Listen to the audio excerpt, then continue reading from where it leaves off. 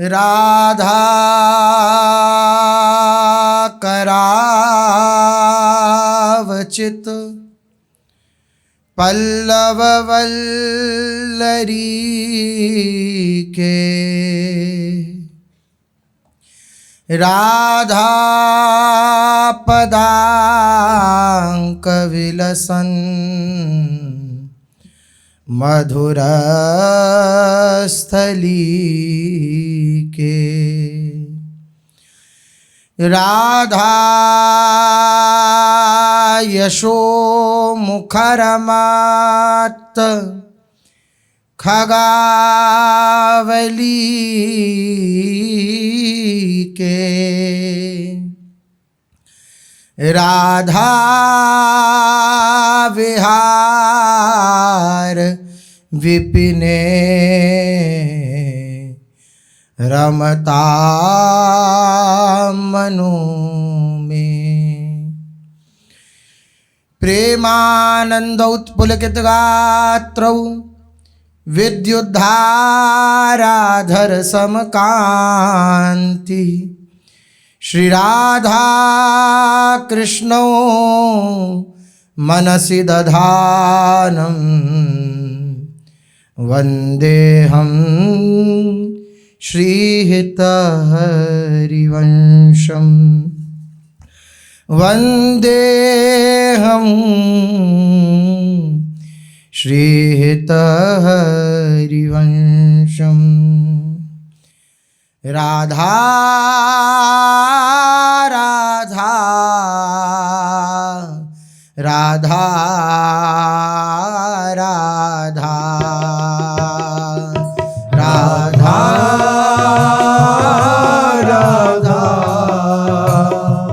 राधा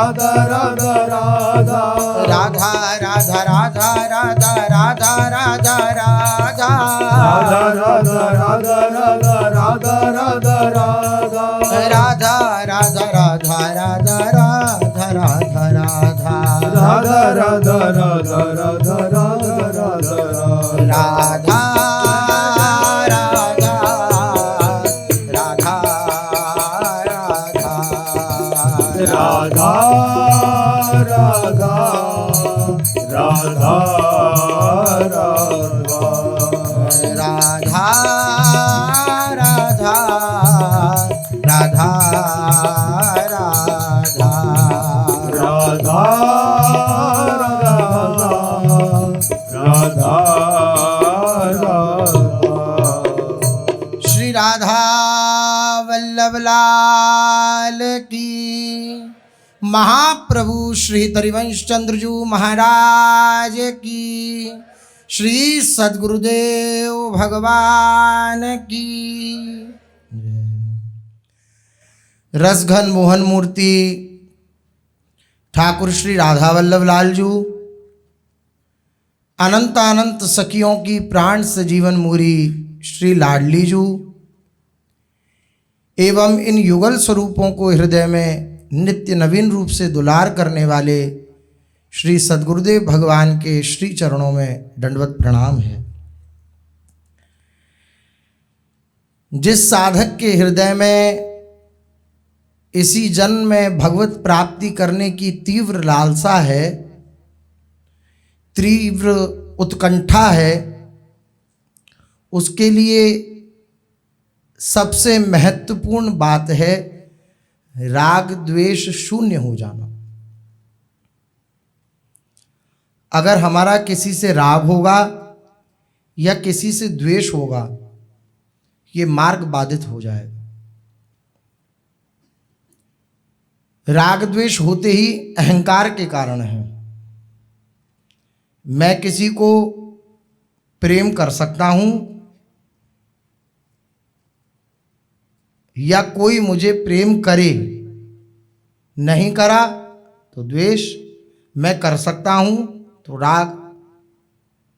अगर ये बात हृदय में है तो ये अहंकार है। अहंकार विमूढ़ आत्मा करता हम इति मन्यते, मैं कर सकता हूं, यही अहंकार है।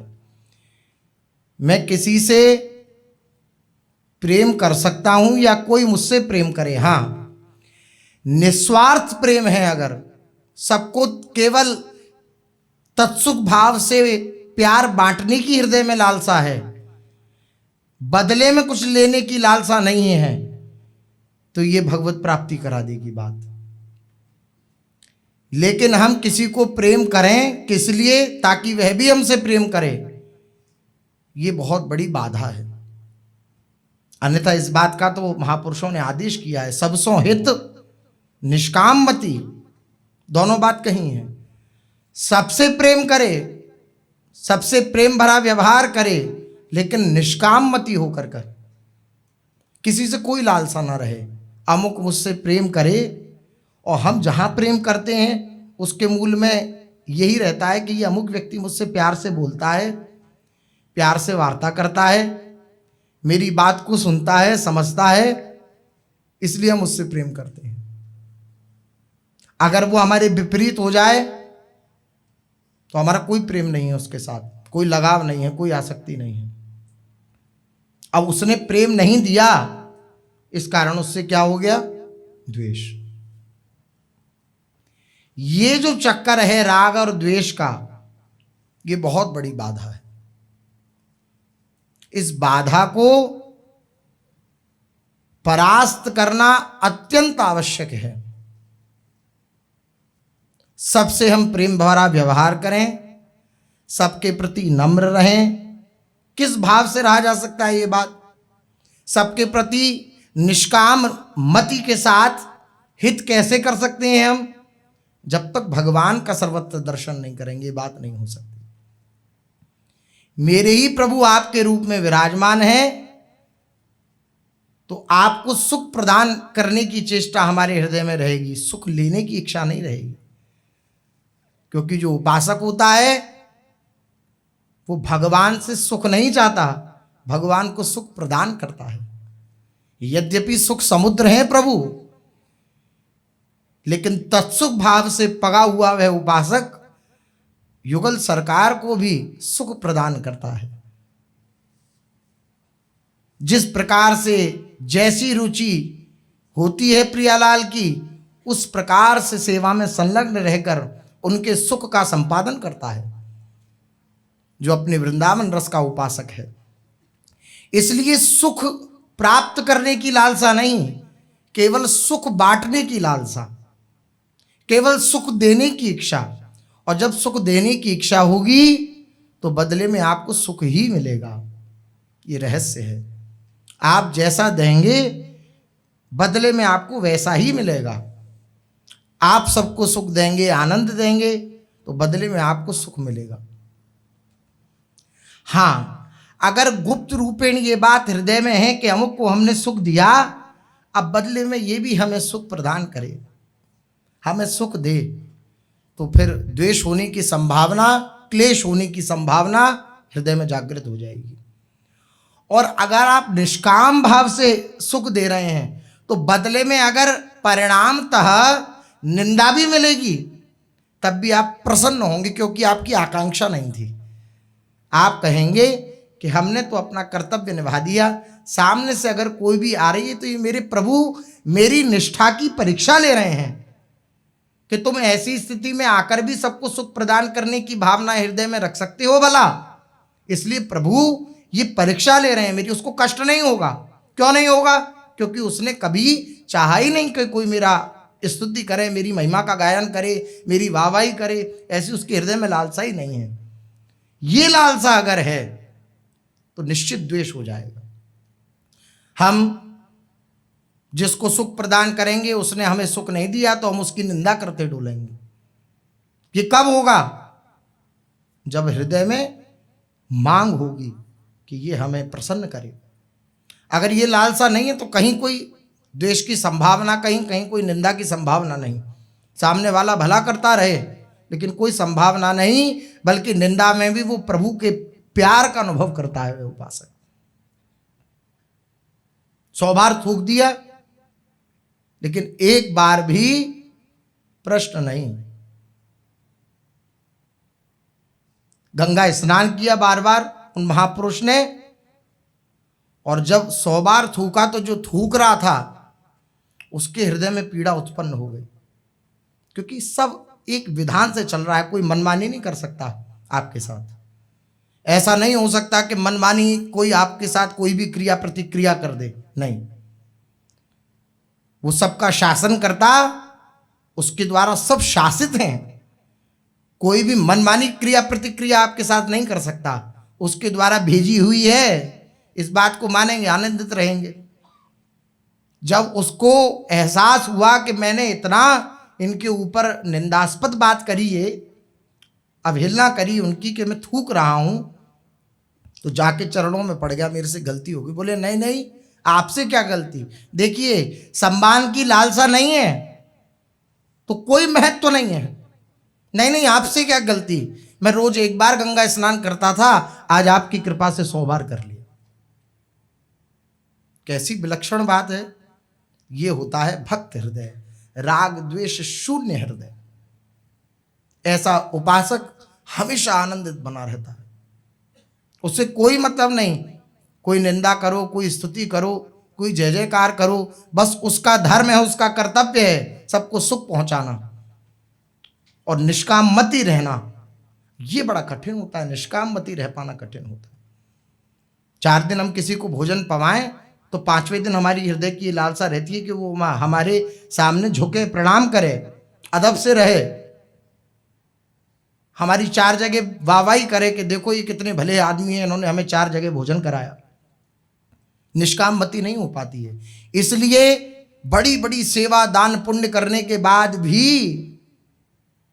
हृदय का क्लेश ज्यों का त्यों बना रहता है, अहंकार का पोषण होता रहता है, बड़े बड़े दान पुण्य करने के बाद भी। क्योंकि लालसा क्या है, मैं अमुक की सहायता कर रहा हूं तो वो हमारे सामने झुके, 4 जगह कहे कि ये बड़े बड़े आदमी हैं, इन्होंने हमारा सहयोग किया। ये लालसा। इसलिए सबसे प्रेम करना है, सबके प्रति हित की भावना रखनी है, लेकिन निष्काम मति होकर के, कोई कामना नहीं, हमारी कोई आकांक्षा नहीं है। ऐसा हृदय में धारण करने वाले उपासक के हृदय में हमेशा आनंद बना रहता है, हमेशा उत्साह बना रहता है। क्योंकि निरुत्साहित करने वाली कोई भी वस्तु उसने अपने हृदय में छोड़ी ही नहीं। निरुत्साहित क्या चीजें करती हैं? किसी ने कुछ निंदा कर दी हमारी, किसी ने कुछ कह दिया हमसे, किसी ने कुछ बोल दिया, किसी ने हमारी बात नहीं मानी, ये सब बातें निरुत्साहित करती हैं हृदय में। हमारी कामना हमें निरुत्साहित करती है, और उस उपासक की कोई कामना ही नहीं है, हर स्थिति में वह राजी है, हर स्थिति में वह प्रसन्न है, हर स्थिति में वह आनंदित है, तो ऐसे उपासक के हृदय में हमेशा आनंद बना रहता है। उसे कोई दुखी नहीं कर सकता, त्रिभुवन में कोई दुखी नहीं कर सकता उसे। वो अपने में सुखी है, अपने अपने कौन? युगल सरकार, उनमें सुखी है, आनंदित है। निंदा से कोई उसको फर्क नहीं पड़ता है। मित्र कहता है निंदक को, साधुजन महापुरुषन चरणदास जी महाराज एक पद लिख रहे हैं, साधु भाई निंदक मित्र हमारा। जो हमारी निंदा कर रहे हैं वे हमसे द्वेष नहीं कर रहे, वे हमारे मित्र हैं। क्यों भावना है ये हृदय में? क्योंकि सम्मान की लालसा नहीं है, कोई हमारे सामने प्रणाम मुद्रा में रहे ये लालसा नहीं है, कोई हमारे सामने झुक कर रहे ये लालसा नहीं है, तो उसको निंदा करने वाले के अंदर भी मित्र का भाव दिख रहा है। ये महापुरुषों की रहनी है। इस रहनी से को अपना जीवन का उद्देश्य बना लेने से, इस रहनी को निश्चित रूप से आनंद की प्राप्ति होती है। कभी नहीं दुखी होना पड़ेगा। दुखी केवल हमारी कामना करती है। हमने किसी से भी कोई आकांक्षा करी है, वो हमारे विपरीत जाएगा, हमें दुख होगा, हमें क्लेश होगा, हमें गुस्सा आएगा। और जितने भी विकार हैं, क्रोध आदि, वह सब इसी एक दोष के कारण प्रकट हो जाते हैं कि अमुक व्यक्ति वस्तु स्थान हमारे द्वारा चले, हम जैसा कहें वैसा हो, तो बस दुखी होना पड़ेगा, क्लेशित होना पड़ेगा। कोई मतलब नहीं। महापुरुष कह रहे हैं साधु भाई निंदक मित्र हमारा, निंदक को नियरे ही राखो, होन न देऊ न्यारा। साधु भाई निंदक मित्र हमारा। निंदक जो है वह हमारा मित्र है। अरे भैया ज्यादा दूर मत रखो निंदक को, हमारी निंदा करने वाले को ज्यादा दूर हमसे मत रखो, हमारे निकट रखो। देखो, इस बात को कहने में दो वृत्तियां होती हैं चित्त की, एक अवहेलनात्मक वृत्ति होती है और एक प्रसन्नात्मक वृत्ति होती है हृदय की। इसी एक बात को कहने के लिए निकट रखो निंदा करने वाले कोई हमारे बल को धो रहा है, ये अवहेलनात्मक वृत्ति है कि मान लो हम उसको नीचा दिखाना चाह रहे हैं, लेकिन जिस उद्देश्य से महापुरुषजन कह रहे हैं वो प्रसन्नात्मक है। चरणदास जी अंत में कहते हैं कि जो हमारी निंदा करता है वह भव से पार हो जाए। ये कटाक्ष नहीं कर रहे हैं, वह ये हृदय से मांग कर रहे हैं। ये हृदय से कह रहे हैं कि निंदक को हमारे निकट रखो, ये हमारा बहुत भला करने वाला है। हमारे दोषों को जो हम नहीं देख पाते उनको भी ये दिखाता है, इसलिए हमारे निकट रखो। यहाँ अवहेलना नहीं है उसकी, हृदय में उसके प्रति कटाक्ष नहीं है, आदर का भाव है। यही बात दो प्रकार से कही जा सकती है। अरे इनको हमारे निकट ही रखो, या हमारी निंदा करेंगे हमारे पाप धुलेंगे, ये हो गई अवहेलना। ये बात ठीक नहीं। प्रसन्नता पूर्वक ये हमारे पापों को धो सकते हैं। हम जो कार्य नहीं कर सकते, बड़े बड़े कर्म करके भी बड़े बड़े शुभ कर्म करने पड़ते हैं पापों के निस्तरण के लिए।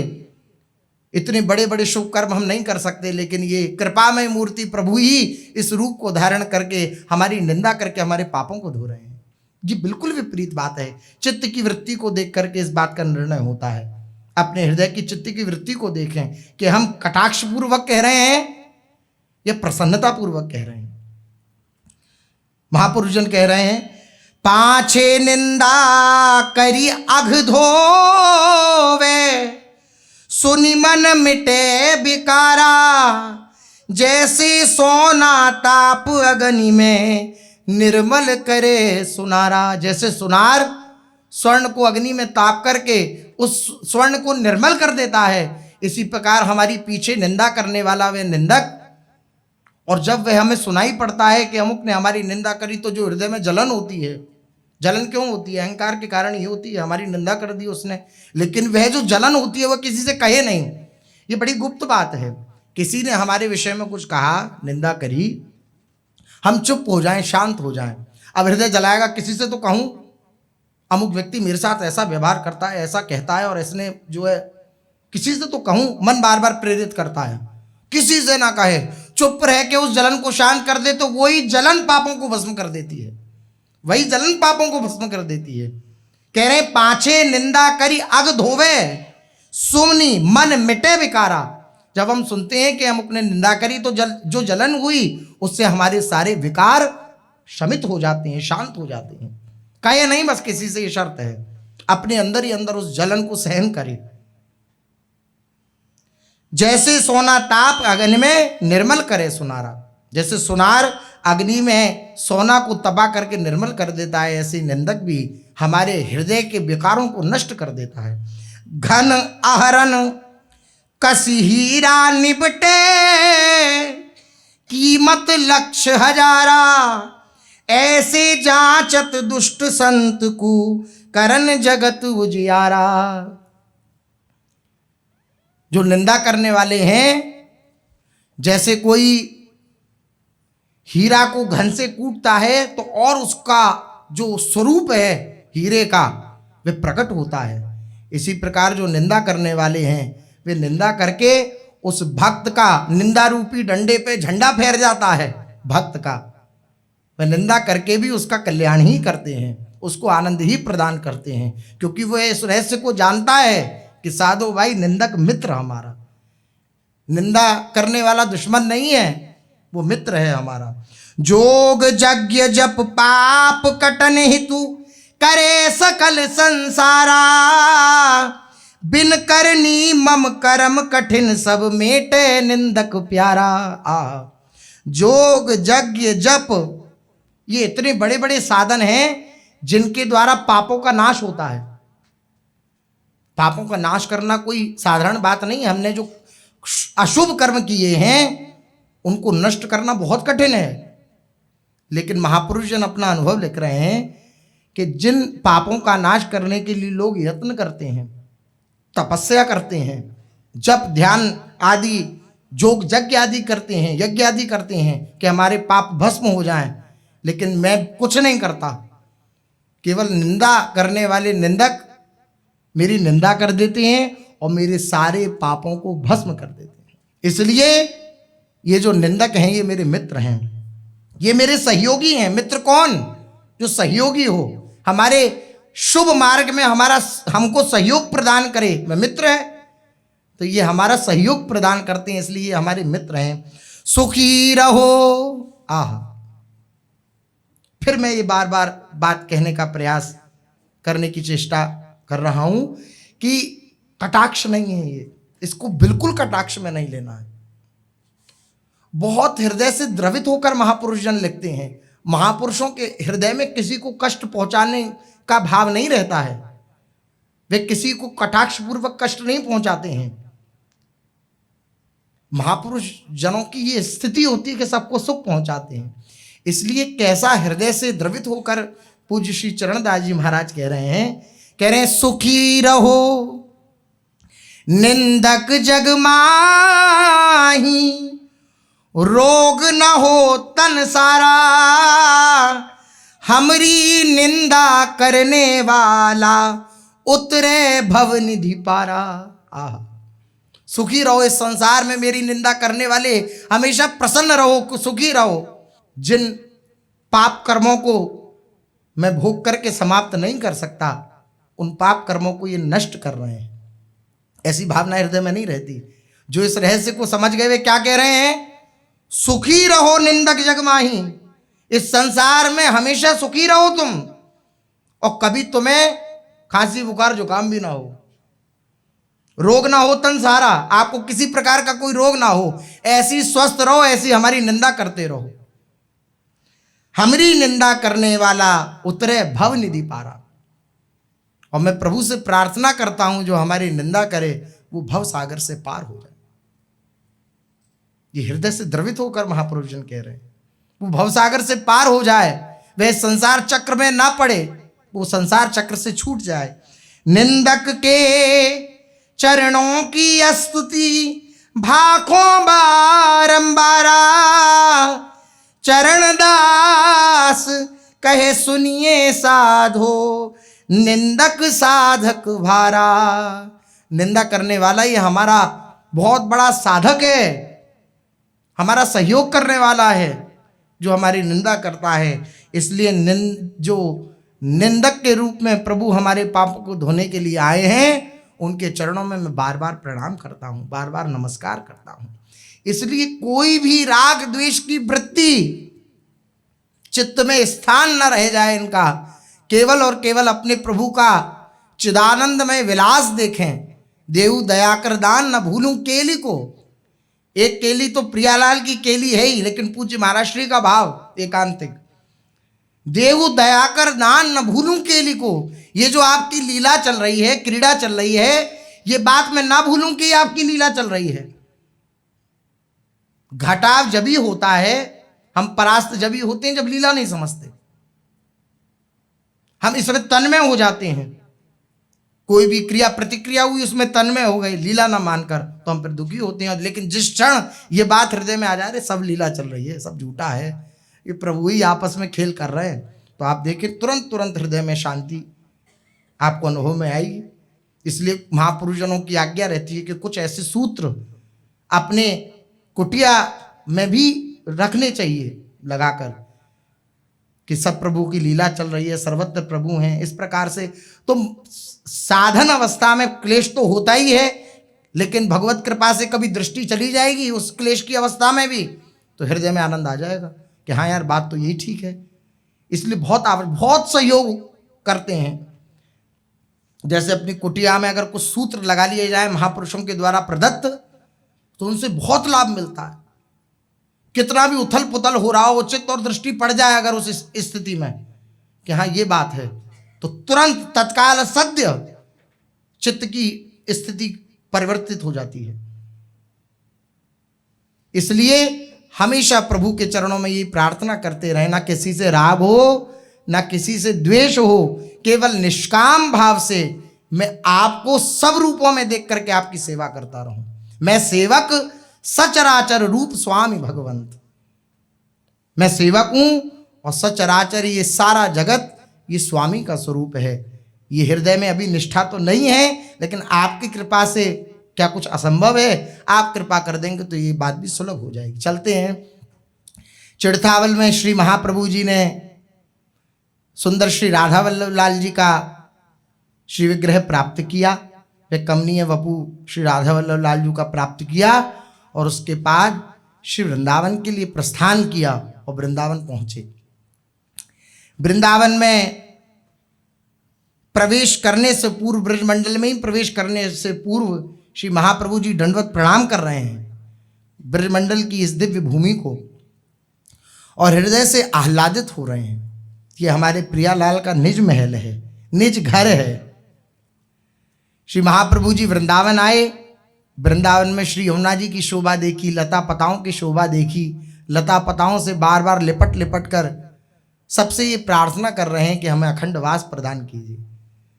हमारे जीवन में कभी ऐसा दुर्भाग्य ना आवे कि हमें श्री वृंदावन धाम को, ब्रजमंडल को पीठ दिखानी पड़े। हमें अखंड वास प्रदान कीजिए। यहाँ की लताओं से, यहाँ के पशु पक्षियों से, श्री यमुना रस रानी से, श्री युगल सरकार से श्री महाप्रभु जी प्रार्थना करते हैं कि हमें अखंड वास प्रदान कीजिए। आचार्य हैं, आचरण करके दिखाते हैं कैसा उपासक का जीवन हो, प्रार्थना करता रहे, कभी ऐसा दुर्भाग्य जीवन में ना आए कि ऐसा हो जाए।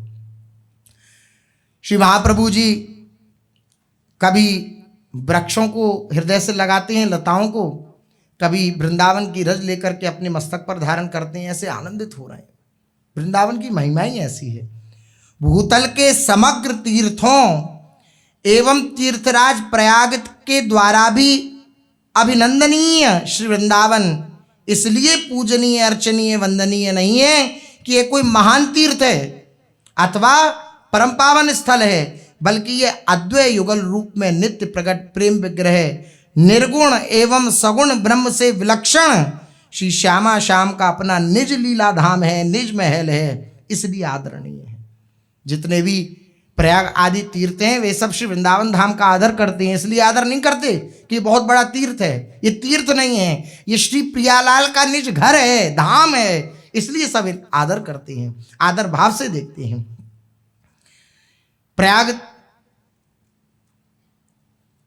हर 12 वर्ष में आते हैं वृंदावन, 12 वर्ष में कुंभ लगता है, 12 वर्ष बाद कुंभ लगता है और प्रयाग आते हैं प्रयागराज जी महाराज और यहाँ वृंदावन की रज में लौटते हैं। 12 वर्ष तक जितने भी कुंभ सबके पापों को धो करके फिर बाहर हो जाता है। तो बोले अब मेरा इन पापों का क्षय कैसे हो, तो यहाँ की वृंदावन की रज में आकर के लौटते हैं प्रयाग, तो वही कुंभ लगता है यहाँ पर। तो निज महल है ये श्री प्रिया प्रीतम का, ऐसा धाम जो अपनी रसकेली संपत्तियों से युगल वर्ग को तुष्ट करता है, युगल वर्ग को पुष्ट करता है। यहाँ की लीलाएं ऐसी हैं, ये धाम ऐसा है कि युगल वर्ग को तुष्ट पुष्ट करता है, अपने में आसक्त किए रहता है। युगल सरकार परम आसक्ति से सिक्त रहते हैं श्री वृंदावन धाम के प्रति। ऐसा धाम जिसका गुणगान स्वयं लाडली लाल भी किया करते हैं। स्वयं श्री स्वामी जी अपने मुख से वृंदावन धाम की महिमा का गायन करती हैं। श्री लालजू महाराज अपने मुख से श्री वृंदावन धाम की शोभा का वर्णन करते हैं। राधे दे की बन की बात, ऋतु वसंत अनंत मुकुलित कुसुम अरु फलपात, राधे देखपन की बात। श्री युगल सरकार समस्त सहचरियां ये श्री वृंदावन की शोभा का वर्णन करती रहती हैं। सबके चित्त को आसक्त किए रहता है अपने में वृंदावन। महाप्रलय के समय ब्रह्मा विरचित संपूर्ण सृष्टि नष्ट हो जाती है, परंतु इसकी आंच वृंदावन पर कभी नहीं आती। जब महाप्रलय होता है तो संपूर्ण सृष्टि जलमग्न हो जाती है, लेकिन वृंदावन नहीं, वृंदावन जलमग्न नहीं होता, क्योंकि ये प्रियालाल का निज धाम है। श्री हरिराम व्यास जी ने वर्णन किया है, वृंदावन की शोभा देखत मेरे नैन से रात, वृंदावन वृंदावन वृंदावन वृंदावन वृंदावन की शोभा देखत, वृंदावन की शोभा देखत मेरे नैन से रात, वृंदावन वृंदावन वृंदावन वृंदावन कुंजन कुंजा पुंज सुख बरसत, कुंजन कुंज पुंज सुख बरसत, कुंजन कुंजा पुंज सुख बरसत, कुंजन कुंज पुंज सुख बरसत, बरसत सब को गात, वृंदावन वृंदावन वृंदावन वृंदावन वृंदावन वृंदावन वृंदावन वृंदावन राधा मोहन के निज मंदिर महाप्रलय नहीं जात, राधा मोहन के निज मंदिर महाप्रलय नहीं जात, राधा मोहन के निज मंदिर महाप्रलय नहीं जात, राधा मोहन के निज मंदिर महाप्रलय नहीं जात, ब्रह्मा ते उपजो न अखंडित, ब्रह्मा ते उपजो न अखंडित, ब्रह्मा ते उपजो न अखंडित, ब्रह्मा ते उपजो न अखंडित, कबहू नाही न साथ, वृंदावन प्यारो वृंदावन वृंदावन वृंदावन ब्रह्मा ते उपजो न अखंडित, ब्रह्मा ते उपजो न अखंडित, कबहू नाही न साथ, वृंदावन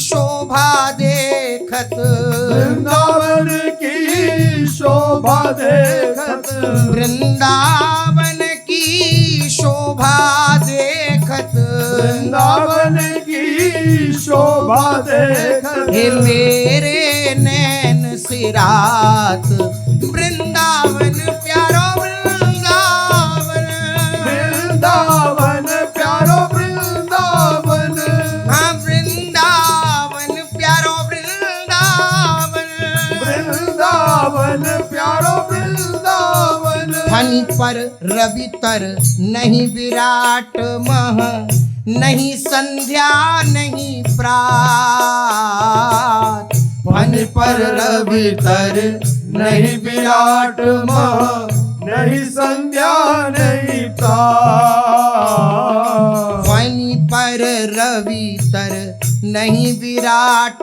मह, नहीं संध्या नहीं प्रात, फनी पर रवि तर नहीं विराट मह, नहीं संध्या नहीं प्रात, माया काल रहित नित नूतन, माया काल रहित नित नूतन, माया काल रहित नित नूतन, माया काल रहित नित नूतन, तेरी सदा फूल फल पात, वृंदावन वृंदावन, वृंदावन वृंदावन, वृंदावन प्यारो वृंदावन, वृंदावन प्यारो वृंदावन, माया काल रहित नित नूतन, माया काल रहित नित नूतन, माया काल रहित नित नूतन, माया काल रहित नित नूतन, सदा फूल फल पात, वृंदावन प्यारो वृंदावन, वृंदावन प्यारो वृंदावन, वृंदावन प्यारो वृंदावन, वृंदावन प्यारो वृंदावन, निर्गुण सगुण ब्रह्म ते न्यारो, विहरत सदा सुहास,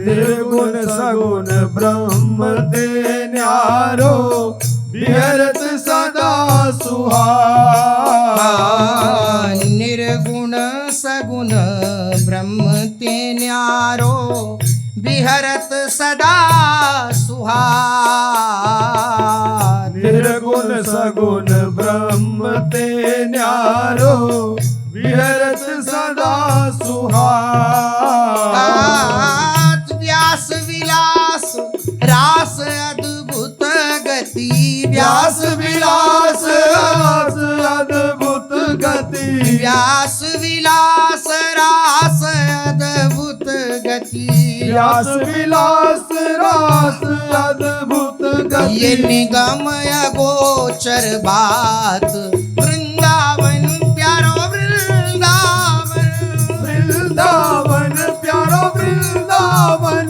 हे वृंदावन प्यारो वृंदावन, वृंदावन प्यारो वृंदावन, वृंदावन की शोभा देखत, वृंदावन की शोभा देखत, श्री वृंदावन की शोभा देखत, वृंदावन की शोभा देखत, मेरे नैन से रात, वृंदावन प्यारो वृंदावन, वृंदावन प्यारो वृंदावन, वृंदावन प्यारो वृंदावन, वृंदावन प्यारो वृंदावन, हाँ वृंदावन प्यारो वृंदावन, वृंदावन प्यारो वृंदावन, वृंदावन की शोभा निरखत मेरे नैन सिरात। श्री महाप्रभु जी श्री वृंदावन की शोभा ने रख रहे हैं और नेत्रों से अश्रु प्रवाह हो रहा है श्री महाप्रभु जी के। ऐसी सुंदर शोभा श्री वृंदावन धाम की है। कुंज निकुंज पुंज सुख बरसत, सुख के पुंज हैं ये कुंज निकुंज। जहां पर सुख का वर्षण होता रहता है, सुख की बरसात होती रहती है और सबके गात, सबके शरीर पुलकित रहते हैं, आनंदित रहते हैं, ऐसा श्री वृंदावन धाम है। और कैसा वृंदावन धाम है? बोले ये निज मंदिर है श्री राधा मोहन जी का, निज धाम है श्री राधा मोहन जी का। यहां महाप्रलय का प्रवेश नहीं है, महाप्रलय यहां प्रवेश नहीं कर पाती।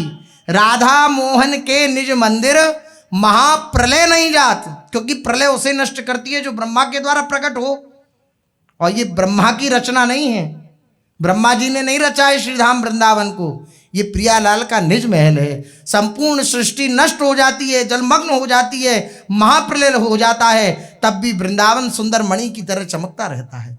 ऐसा श्रीधाम वृंदावन है।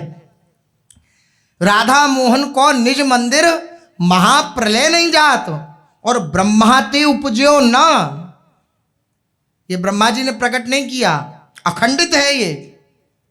ब्रह्मा जी की भी एक आयु है, उस आयु के बाद ब्रह्मा जी का भी लीला संवरण हो जाता है, लेकिन ये श्री वृंदावन अटल अखंडित विराजमान रहता है श्री भूमंडल पर।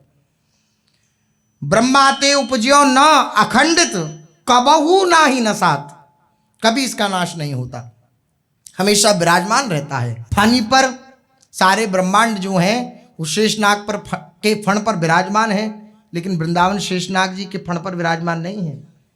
फणी पर रवितर, सूर्य के नीचे ये भूमंडल विराजमान नहीं है, ये वृंदावन विराजमान नहीं है। ये जो श्रीधाम वृंदावन है ये सूर्य के नीचे विराजमान नहीं है। फणी पर रवितर, और नहीं विराट मह, विराट स्वरूप भगवान के हृदय में भी ये विराजमान नहीं है। ये श्री राधा मोहन जी का निज मंदिर है, निज धाम है। आहा, फणी पर रवितर नहीं विराट मह, इस विराट संसार में गणना नहीं होती श्री वृंदावन धाम की। ये वृंदावन धाम अखंडित रूप से सदा सर्वदा विराजमान रहता है, और नहीं संध्या नहीं प्रात, नहीं संध्या नहीं प्रात, ऐसा दिव्य श्रीधाम वृंदावन है। ना जहाँ संध्या का सुध है, ना प्रातः काल का सुध है, वहाँ निरंतर प्रियालाल के रूप रसासव में परस्पर प्रियालाल आसक्त होकर प्रेम भरी चितवन से श्री युगल सरकार आपस में आसक्त रहते हैं, और युगल सरकार की आसक्ति से पगी हुई श्री लाडली जी की निज सहचरियां ये युगल सरकार की आसक्ति में पगी रहती हैं, और श्री वृंदावन इन समस्त परिकर को आसक्त किए रहता है। माँ क्या हृदय में ये बात आवे कि कब प्रातः काल है, कब संध्या काल है, कब जब जैसी भावना युगल सरकार के हृदय में होती है, सहचरियों के हृदय में होती है, तब वैसी शोभा का विस्तार श्रीधाम वृंदावन में हो जाता है। काल की गणना के अंतर्गत नहीं है श्रीधाम वृंदावन, काल का भी जहां प्रवेश नहीं है वो है श्रीधाम वृंदावन। न तद भासयते सूर्यो न शशांको न पावकः यद गत्वा न निवर्तन्ते तद धाम परमम मम। भगवान ने गीता में भी कहा मेरा धाम कैसा है? बोले न तद भासयते सूर्यो, सूर्य का प्रकाश नहीं है वहां पर, वो स्वयं प्रकाशित धाम है। न शशांको, वहां चंद्रमा नहीं है, स्वयं शीतल रहता है, ऐसा मेरा धाम है। और न पावकः, अग्नि का प्रवेश नहीं है वहां। यद गत्वा न निवर्तन्ते तद धाम परमम मम। एक बार जो उस धाम में चला जाए फिर इस संसार चक्र में कभी भी वापस नहीं आता, ऐसा श्रीधाम वृंदावन है। फनी पर रवि तर नहीं विराट महा, नहीं संध्या नहीं प्रात, और माया काल रहित नित नूतन सदा फूल फल पात। माया और काल से रहित है, काल का प्रवेश नहीं है, माया की दाल नहीं गलती वहां पर, ऐसा श्रीधाम वृंदावन है। और सदा नित्य नवीन है, नूतन है। फल पुष्प पत्र ये प्रतिक्षण नई नई शोभा का विस्तार करते हैं। श्री वृंदावन के जो पत्र पुष्प फल आदि हैं ये भी नित्य प्रतिक्षण नई नई शोभा का विस्तार करते हैं, ऐसा श्रीधाम वृंदावन है। निर्गुण सगुण ब्रह्म ते न्यारो, निर्गुण ब्रह्म और सगुण ब्रह्म दोनों से न्यारे हैं युगल सरकार।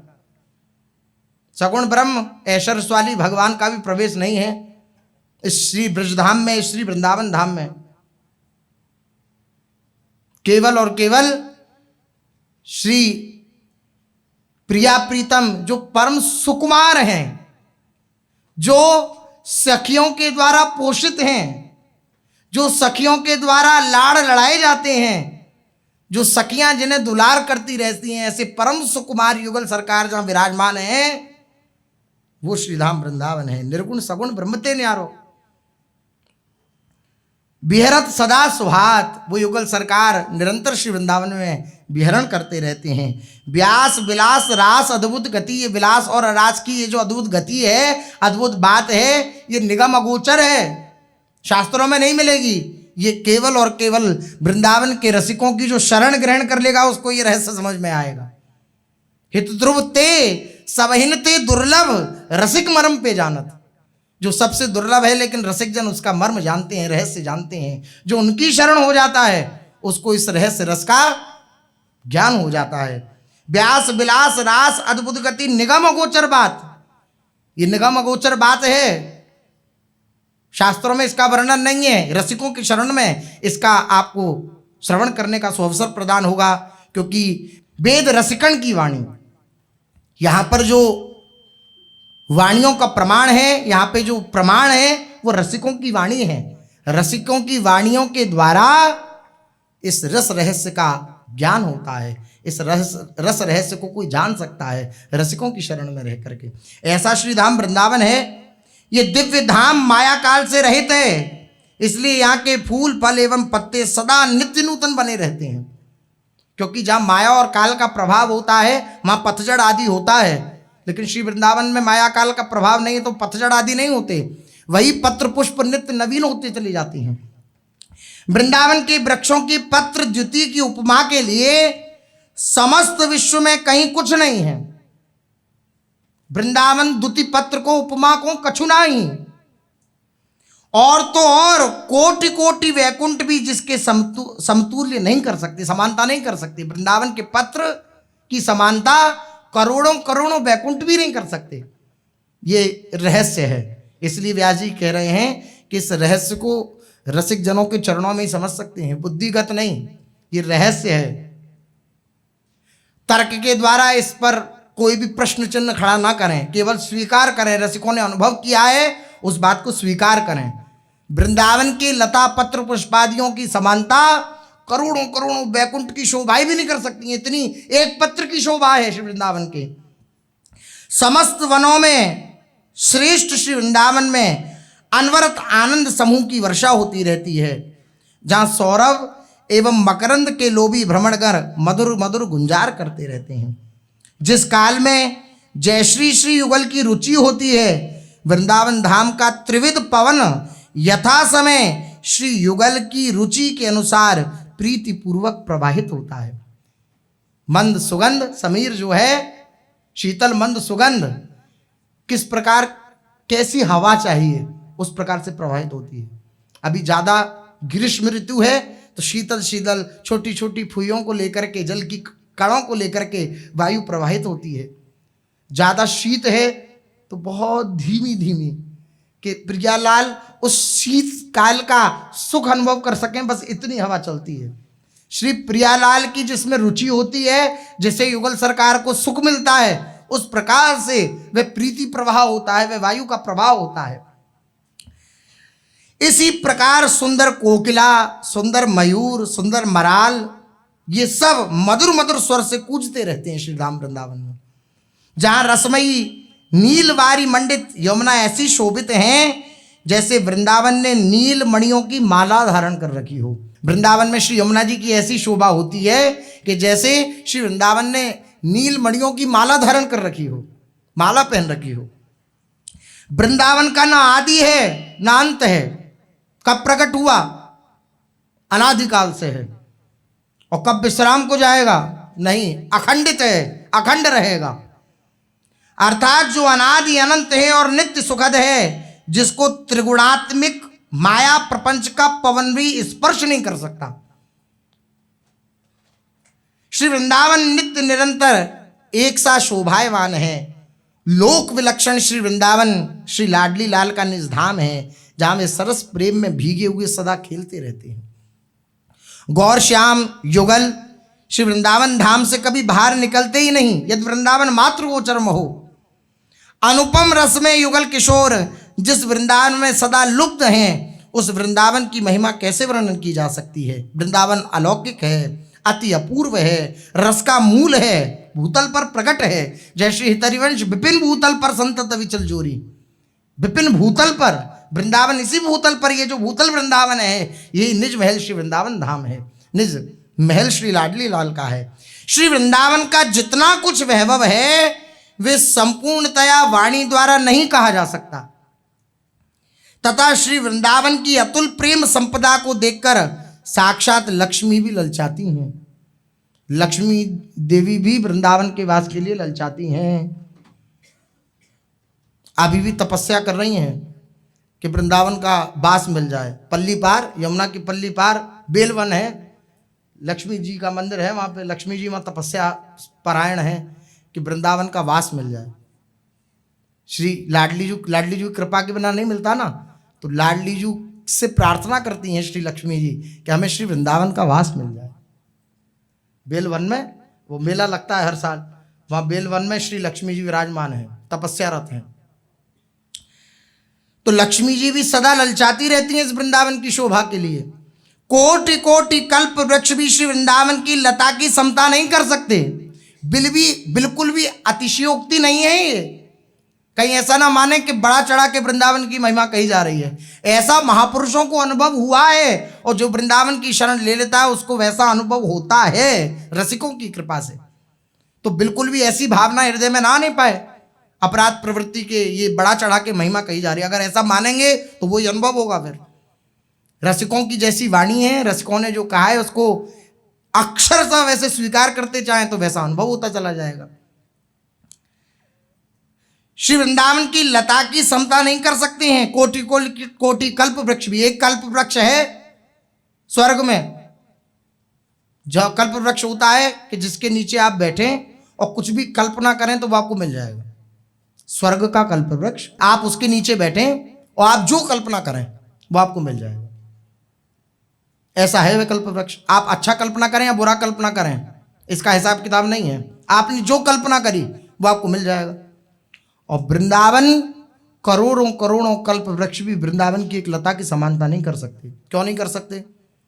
स्वर्ग का कल्प वृक्ष के नीचे आप बैठोगे तो जो मांगोगे वो मिल जाएगा, लेकिन वृंदावन के लता के नीचे आप बैठोगे तो जो मांगोगे वो नहीं मिलेगा। श्री युगल सरकार की प्रीति से युक्त तो आपका जीवन बन जाए, उस प्रकार की जो आपकी कामना होगी केवल उसी की पूर्ति करेगा वृंदावन की लता। जो आप मांगोगे वो नहीं मिलेगा।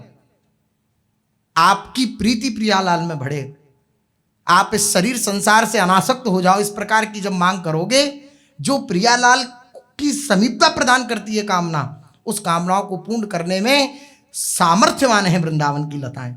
इसलिए करोड़ों करोड़ों कल्प वृक्ष भी स्वर्ग के, यद्यपि करोड़ों तो है नहीं, एक कल्प वृक्ष है, लेकिन करोड़ों करोड़ों हों तब भी वृंदावन की एक लता की समानता नहीं कर सकते, क्योंकि करोड़ों कल्प वृक्ष प्रियालाल की सन्निधि प्रदान नहीं कर सकते। वृंदावन की एक लता में इतनी सामर्थ्य है कि युगल सरकार की सन्निधि प्रदान कर सकते हैं, सानिध्य प्रदान कर सकते हैं। श्री वृंदावन के रजकण के तुल्य बैकुंठ भी नहीं है, यहां की रज की समानता बैकुंठ भी नहीं कर सकता।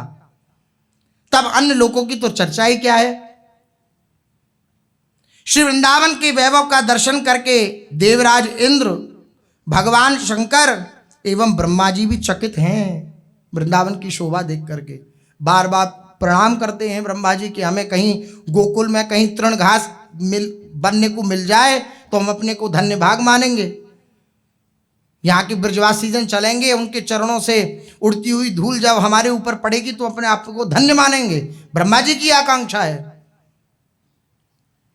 और भगवान शंकर की तो कहें ही क्या, गोपेश्वर रूप में विराजमान है, गोपी स्वरूप धारण करके गोपेश्वर रूप में विराजमान है। तब इनसे बड़ा कौन है? जब ब्रह्मा, शंकर, इंद्र आदि भी श्री वृंदावन धाम की लालसा रखते हैं अपने हृदय में, तो इनसे बड़ा कौन है फिर जो वृंदावन के मर्म को जान सकेगा? यदि कोटि कोटि शत शारदा अनेक कल्पों तक वृंदावन की महिमा का लेखा जोखा लगाती रहें तो भी वृंदावन के आनंद स्वरूप की था नहीं लगा पाएंगी।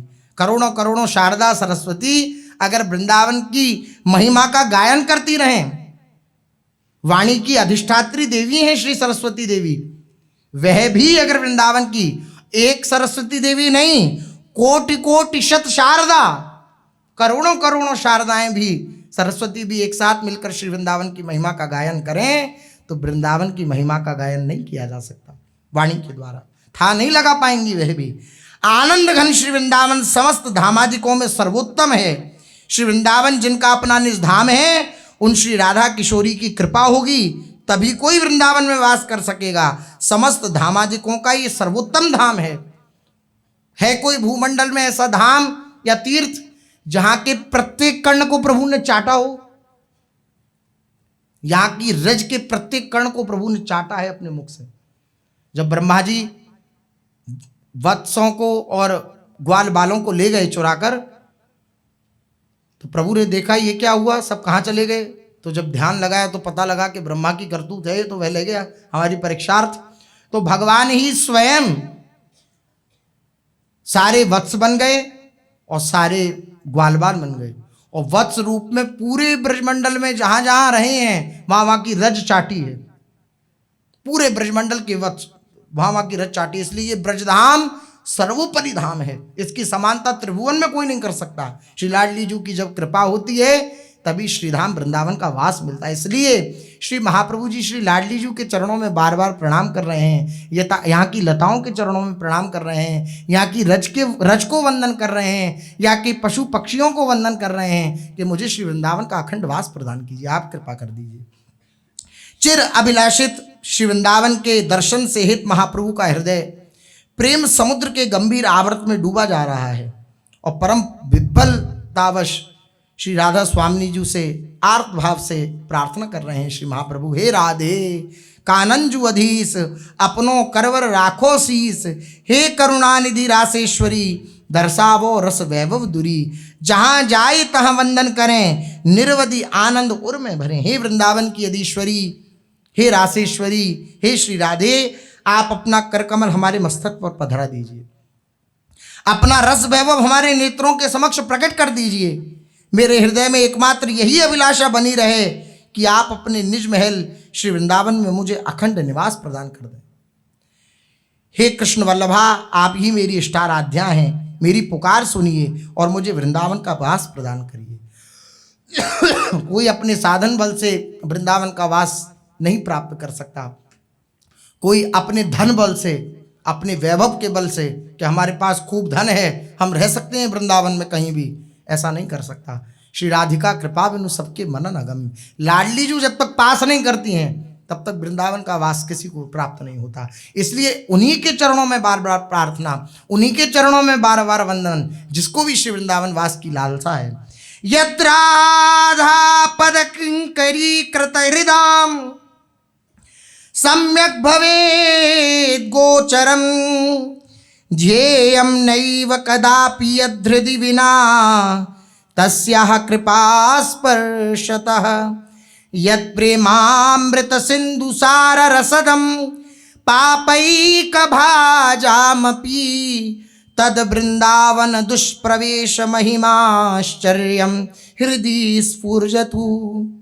श्री राधा चरणों के दास्य को हृदय में धारण करने वालों को ही जो भली प्रकार से प्रत्यक्ष होता है, जो रसिक जन है उनको श्री वृंदावन धाम का अनुभव होता है। और एक रहस्य की बात पूज्य महाराज जी हिद्दाम में कहते, लाडली जी की कृपा से श्री वृंदावन का वास मिलता तो है ही, यहाँ के रसिक जन अगर कह दें कि तुम वृंदावन वास करो तो वृंदावन वास हो जाएगा। यहाँ के ब्रजवासी जन कह दें कि जा रे तेरो वृंदावन वास है जाए तो वृंदावन वास हो जाएगा। यहाँ के ब्रजवासी, यहाँ के निज परिकर अगर कह दें कि तुम्हारा वृंदावन वास हो जाए तो लाडली जी ने पास कर दिया, क्योंकि लाडली जी अपने निज जनों की बात को कभी नहीं टाल सकती। यहाँ के रसिक जन, यहाँ के महापुरुष संत जन जो यहाँ निवास करते हैं अखंड, और यहाँ के ब्रजवासी परिकर जो निज परिकर हैं, वे अगर कृपा कर दें तो उनकी कृपा से श्री वृंदावन का वास सुलभ है। वे कहते हैं एक बार, हाँ हाँ तू चिंता मत कर, तेरो वास है जाएगा, तो सच मानिए उनने कह दी चिंता मत करे, इसी में सारी चिंताएं नष्ट हो गई। अब सारी चिंताएं आपको करने की आवश्यकता नहीं, अब विधान लागू हो जाएगा, सिस्टम लागू हो जाएगा। अब वो पूरा ऐसा विधान बना दिया जाएगा कि आपको वृंदावन वास करना ही पड़ेगा। अत्यंत कृपा होती है। यहाँ के रसिक जन, यहाँ के निज परिकर अगर कृपा कर दें, श्री वृंदावन का वास प्राप्त हो सकता है। क्योंकि जो राधा चरणों का दास लिए हुए निज जन हैं, उनकी ये निज संपत्ति है श्री वृंदावन धाम। उनके सामने ही प्रत्यक्ष प्रकट है श्री वृंदावन धाम। जो श्री राधा की कृपा प्राप्ति के बिना कभी भी ध्यान का विषय नहीं हो सकता। कोई ध्यान में भी श्री वृंदावन का स्मरण नहीं कर सकता। आप अपने घर में हैं और घर में बैठ करके आप वृंदावन आए, उस बात का चिंतन कर रहे हैं। हम वृंदावन गए थे, वहाँ पर इनके दर्शन किए, यहाँ वृंदावन की ऐसे परिक्रमा करी, श्री राधा वल्लभ लाल जी के दर्शन किए, श्री बिहारी जी के दर्शन किए, ये हम घर में बैठ के चिंतन कर रहे हैं। तो ये भी लाडली जू की अत्यंत कृपा का परिणाम है। क्योंकि बिना लाडली जू की कृपा के आप वृंदावन का चिंतन भी नहीं कर सकते, चिंतन भी नहीं कर सकते। और वृंदावन के चिंतन का बड़ा प्रभाव है। वृंदावन को चिंतन यह दीप उर्बार, कोटि जन्म के अग तमई काट करे उजियार। अनंत जन्मों के पापों को भस्म करने की सामर्थ्य श्री वृंदावन के चिंतन में है। इसलिए श्री वृंदावन का चिंतन करते हुए, श्री लाडली जू से कृपा की याचना करते हुए, लाडली जू आप कृपा करो, वृंदावन का वास आप मुझे प्रदान करो। तो वो प्रकट में या शरीर छोड़ते छोड़ते तक श्री वृंदावन का वास प्रदान करा ही देंगी। इसलिए महाप्रभु जी श्री लाडली जू से प्रार्थना कर रहे हैं कि मुझे आप अखंड वास प्रदान कीजिए। शेष चर्चा आगे। श्री राधा वल्लभ लाल की जय।